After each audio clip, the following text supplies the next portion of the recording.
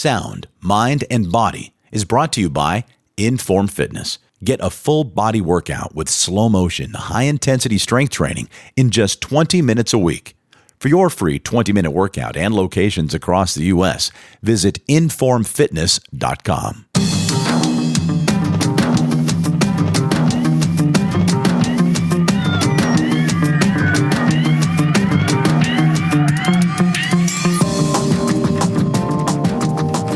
Hello and welcome to Sound, Mind, and Body, a podcast where we talk about how to stay healthy, balanced, and well of mind, body, and spirit in today's crazy world with a dash of woo-woo. I'm Sheila Melody, and our guest today is Dr. Hilary Smith. Dr. Smith has maintained an integrative wellness and chiropractic practice in the Los Angeles area since 1985. While researching options for her own proactive health, Dr. Smith became interested in thermography, and in 2013, she changed the focus of her practice to specialize in thermography and wellness coaching. So welcome, Dr. Hilary. Thank you, Sheila. So let's talk a little bit about how we met. You were referred to me. I had always heard about thermography, but I never done it. And then a client of mine at my strength training studio said she was going to a thermographer, and I'm like, oh my gosh, I need to do this. So she introduced me to you, and I was so excited to be to be finally, having this experience of thermography. So let's talk a little bit about. And then I came to your studio and I worked out with you. You did. And I got strong and I got my guns going. You did, yeah, exactly. And we did some presentations during the month of October, which are all about breast health and everything. We did some presentations that you And we've talked about EMF at your studio. We've done a lot. A lot of things, yes. And we become friends. Yeah. So let's talk a little bit about you now. You were first a chiropractor. I am still a chiropractor. Oh, you are? I'm just not practicing manipulation. Okay. It's interesting because now that I've focused something differently on my practice, people think that I'm not a chiropractor, but that's my education, that's my basis, that's my core, that's what I've done. I graduated in 1984, so for a great deal of my life. So I do identify myself as a chiropractor as far as being holistic, my education. It's just that I'm not doing the hands-on work right now.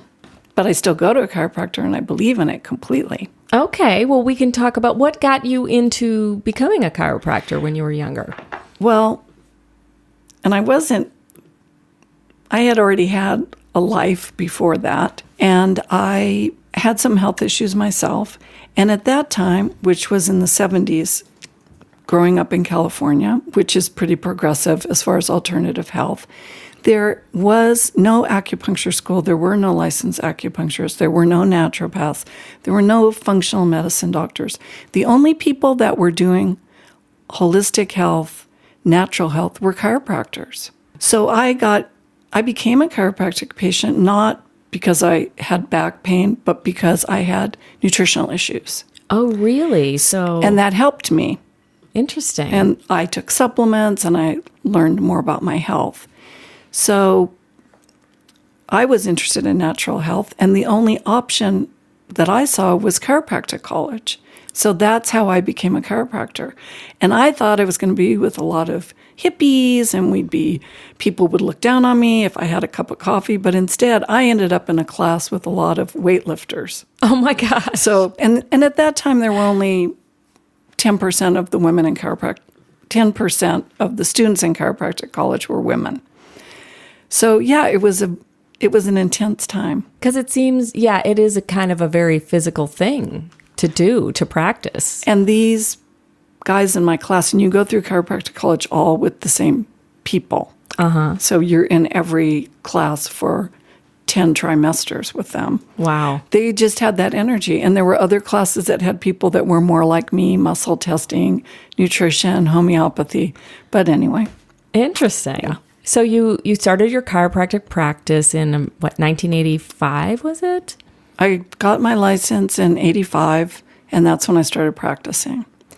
So then what is your journey into discovering and finding out about thermography? Well, through my chiropractic practice, I was always interested in the healing aspects. Although I did the chiropractic thing, I became a qualified medical examiner. I did work comp. I did all that because I thought, well, it was what was expected of me. I would say that is one regret I have in my life, that I really didn't follow my heart. I was trying to fit into a mold and be respectable. Right.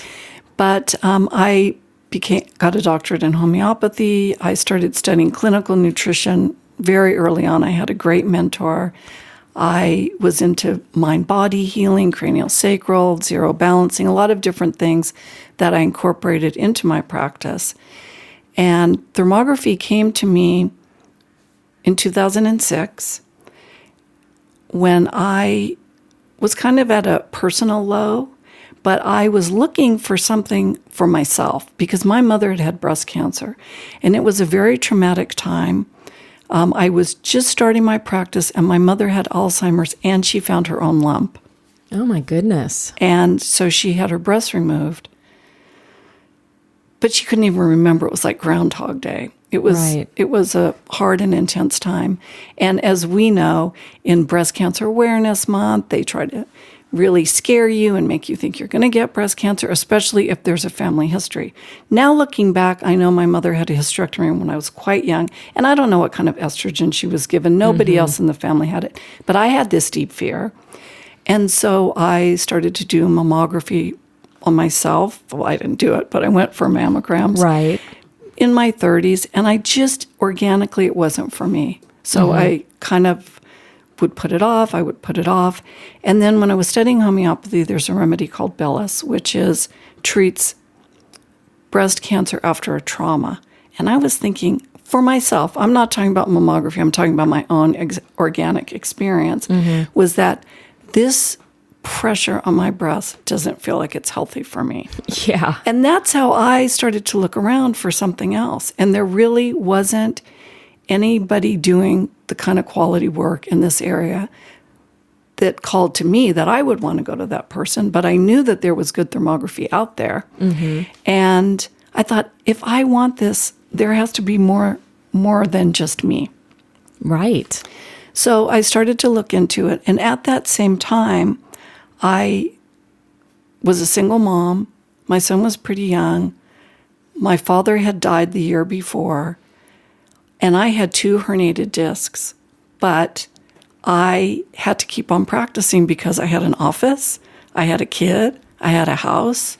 I didn't have anybody else supporting me.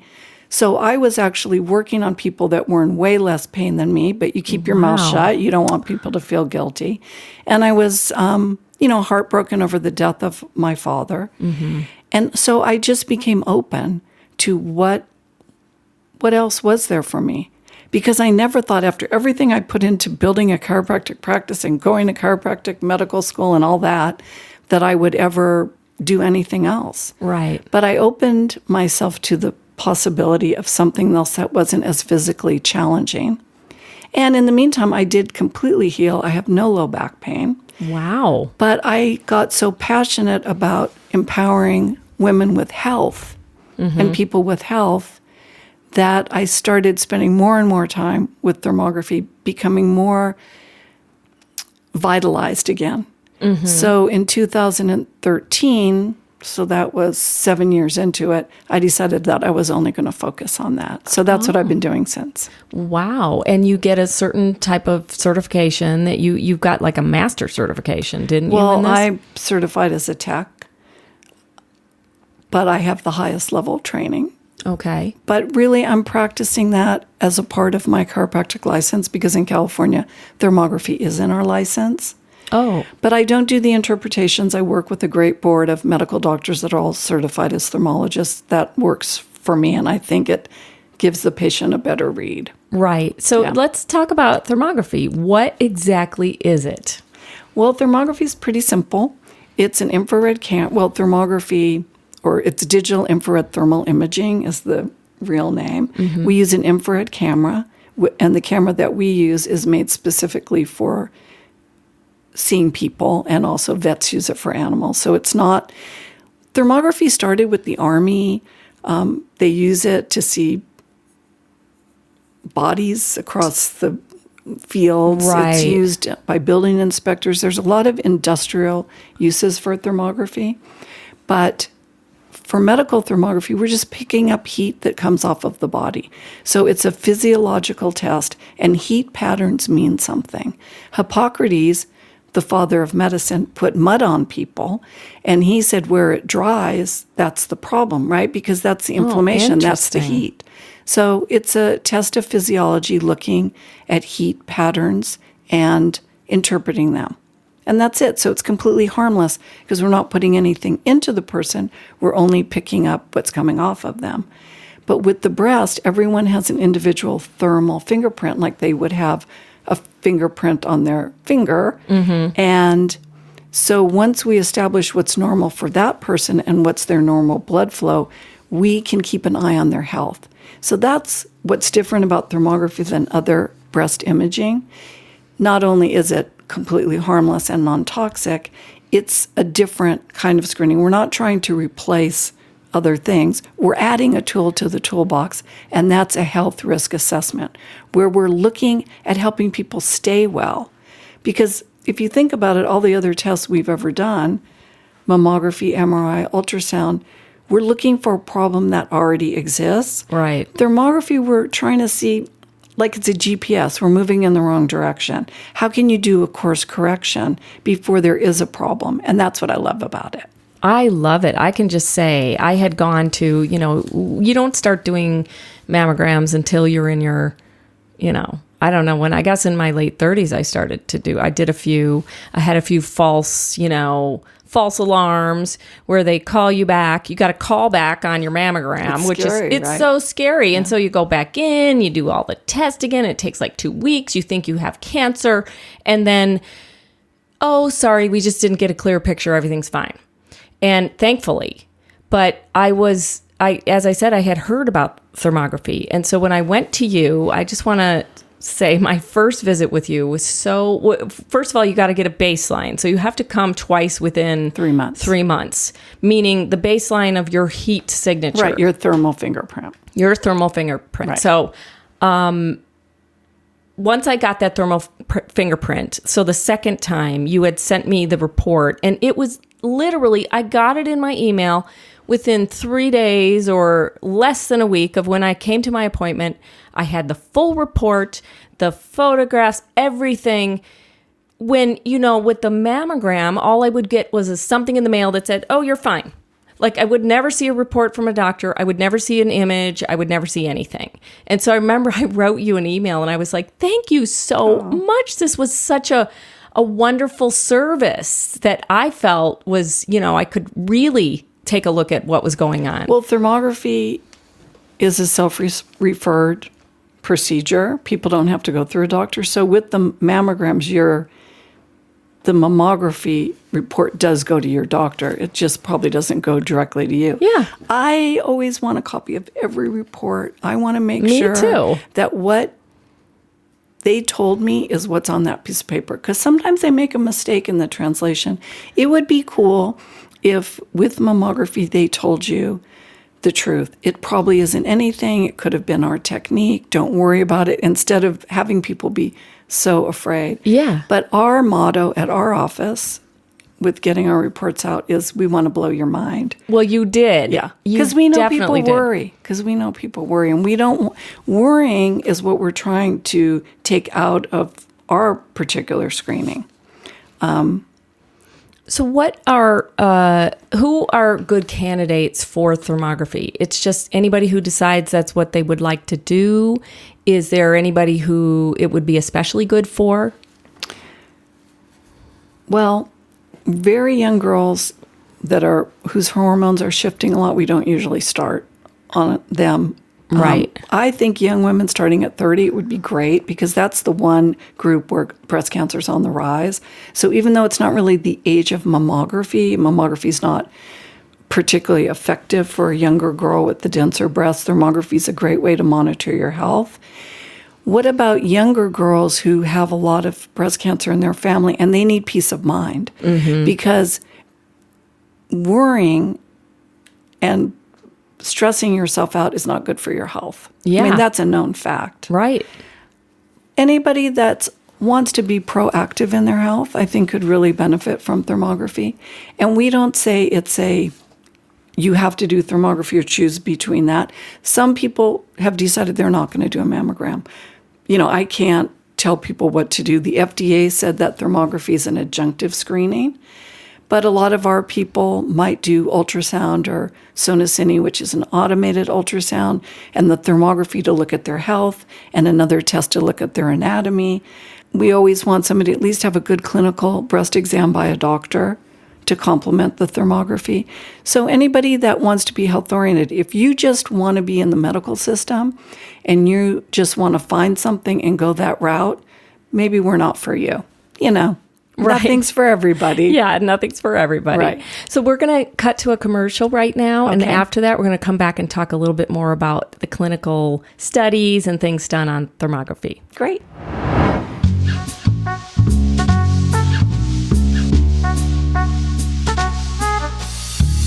Next week on Sound, Mind, and Body, our guest Shonda Golden talks about guitars and tampons. So we were getting shipments of guitars, at the store, along with huge boxes of tampons, and we ran. I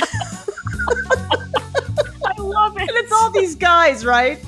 And so, my poor husband, he had boxes and boxes of tampons, or people were walking in and just bringing tampons, so there was tampons everywhere. And my husband's in the office trying to do a deal on a rare guitar. And, everyone's just acting like it's normal. We don't see all these tampons.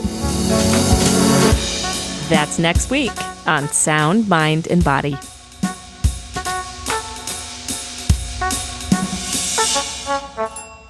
Hey, it's Tim Edwards, founder of the Inbound Podcasting Network and producer of Sound, Mind, and Body.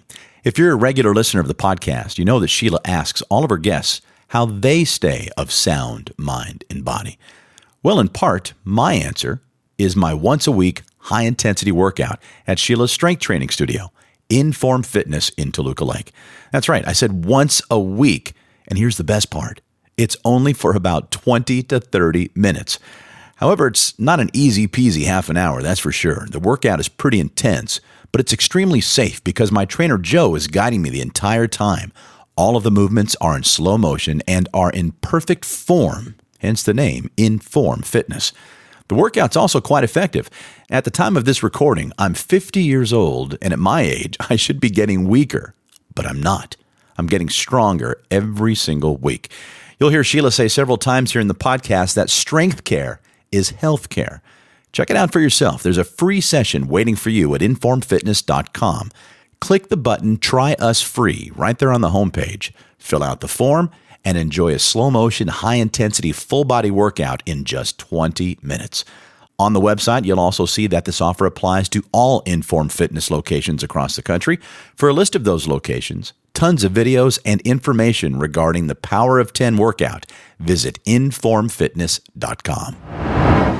So we're back with Dr. Hillary Smith, and we're talking about thermography.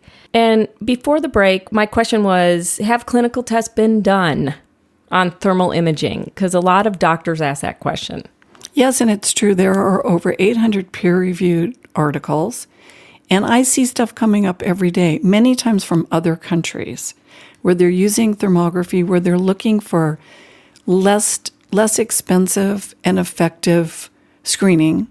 And I see stuff coming out of India all the time, and non-invasive.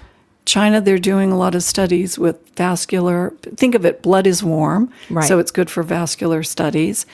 I think for people in the United States, there was a study in 2008 at Cornell University, and it's on my website. Okay.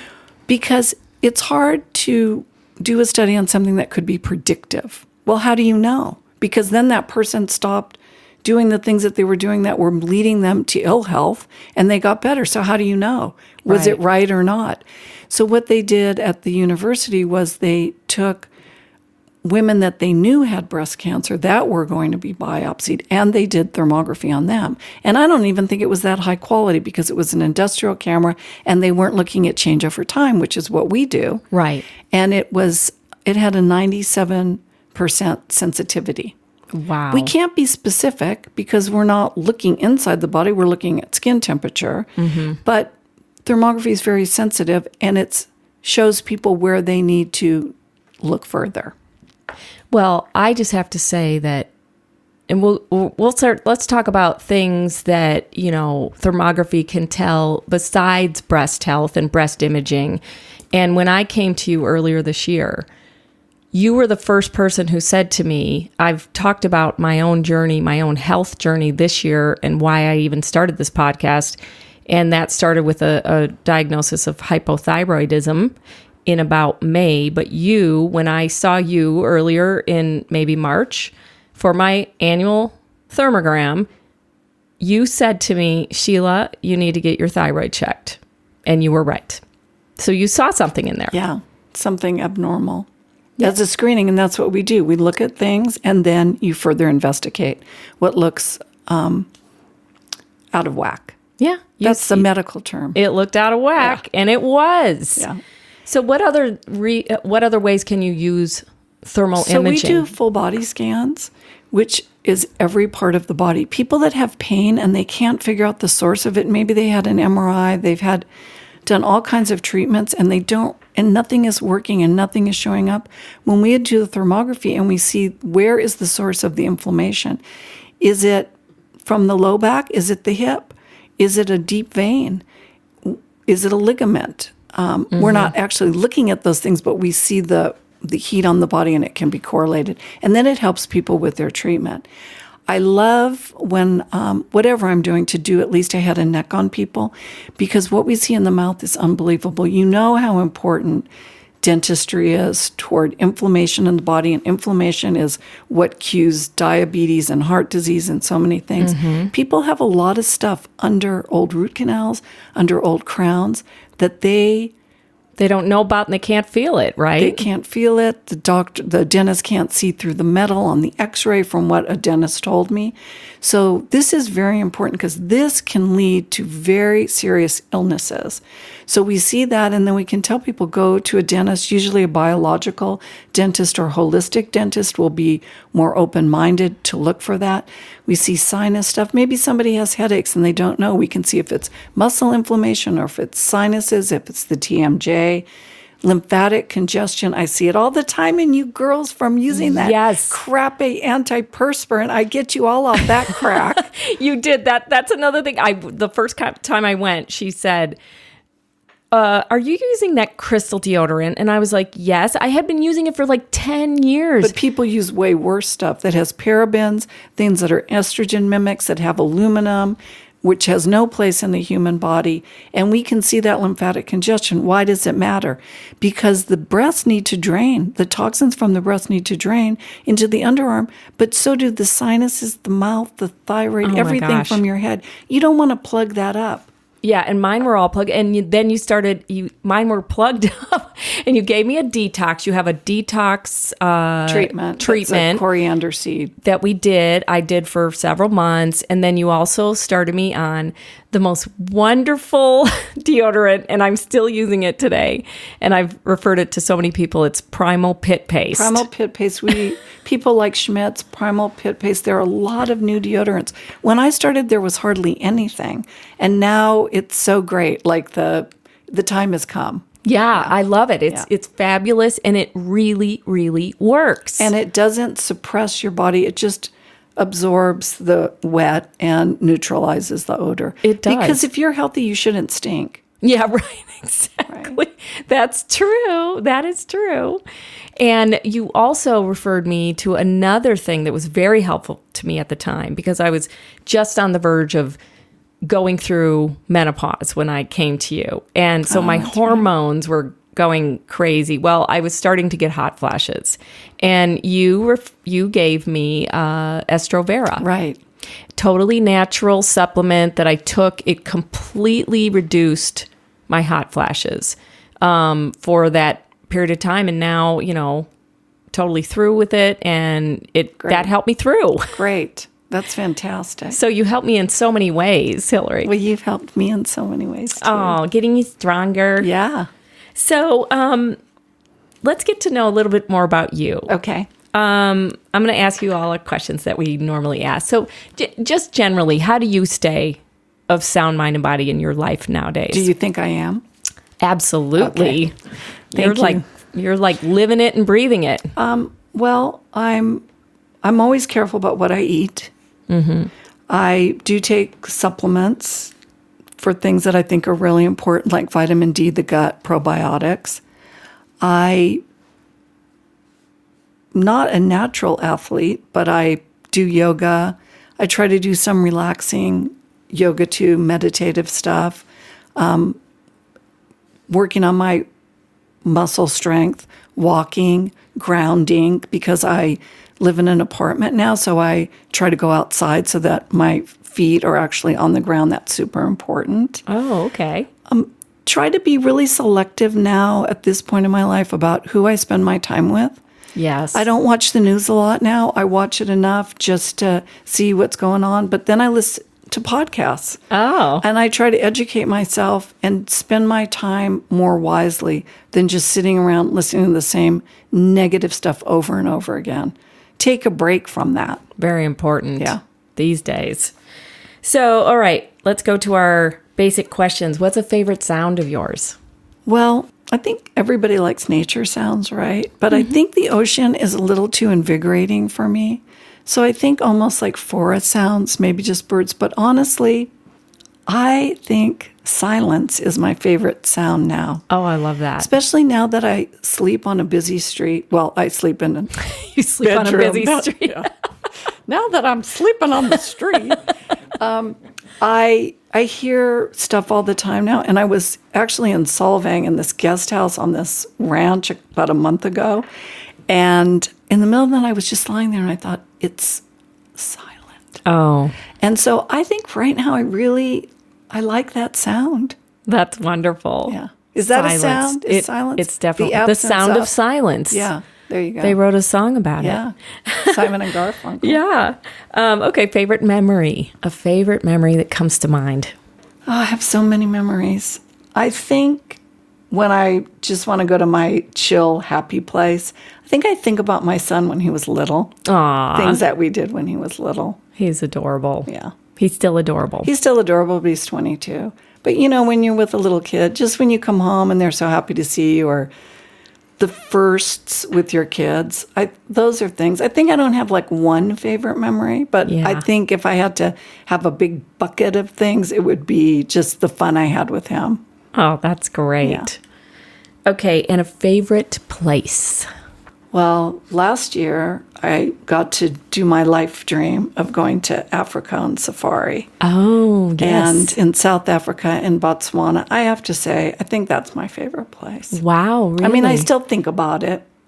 It just was beautiful. There's just something about Africa for me. I know people dream of going to India or China. I always dreamed of going to Africa. I could go back tomorrow. The sky, the people, there's no Wi-Fi. The animals, to see how nature is supposed to be for a city girl, it's amazing. I love it. Everybody nice. who wants to go should go. I need to go. Yeah. That's a bucket list for me. Yeah, it's fantastic. Okay, final question. Yeah. What's the most woo-woo thing you've ever done? Well, I've done a lot of woo things. I'm sure. But I think probably like doing a journey with I don't do ayahuasca, or I haven't tripped like that with shamans. It's not for me. As my friend said, when they have ayahuasca, we'll go. But Yeah. But I have done sessions with shaman where you journey really, really far back and try to change things that happened lifetimes ago. I think that's pretty woo-woo. Very woo-woo. Yeah. Did it help when you did it? Do you feel like Everything helps. it So I allowed don't you to know. shift? I think life keeps getting better, more interesting. I feel really healthy. So I think everything has its place. I don't think it was like an overnight, oh my God, that was amazing. But it was fun. It was interesting. Investigate yourself, right? Yeah, exactly. Yeah. And it was woo-woo. It was really woo-woo. Well, Hillary, this has been absolutely so informative, and you're just lovely. And you have other things to say, too. I know that you have on your website or on your Facebook page, you're always putting out your Move Your Lymph Monday pointers about the lymph nodes and everything. So maybe we can have you back and talk a little bit more about that. Sure, would love to. So if you want to get in touch with Hillary and book a thermogram with her website is pictureinside.com. There's lots of information on that website, how to get in touch with her. She actually has thermogram locations in multiple areas now. Through Southern California. And there's frequently asked questions. There's all kinds of blog posts about different... And our phone number's on there. And the phone number. And on Facebook, we're Picture Inside, or the name of the company, which is Advanced Medical Thermography. But Picture Inside's easy to spell. Pictureinside.com, Advanced Medical Thermography. I will put both of those links, or all the links, on the show notes. And make your appointment, take my advice, do it. Thank you, Hillary. Thank you. Well, that's it for this episode. We'd love to hear from you. How do you stay of sound mind and body in your life? What's the most woo-woo thing you've ever done? Do you have a favorite sound, a favorite memory, a favorite place to be? Why don't you record a voice memo or email us at podcast@soundmindbodypodcast.com. Thanks for listening. And please subscribe if you haven't already. And if you like the podcast, give us a review on iTunes. It really helps new listeners find us. Thank you to our producer, Tim Edwards, and the Inbound Podcasting Network. Get in touch. I'm on Instagram at ShiShiMelody and on Twitter at SheilaMelody1. Or find us on Facebook. Search for Sound Mind Body Podcast. I'm Sheila Melody. Join us next week as we explore, enlighten, and evolve.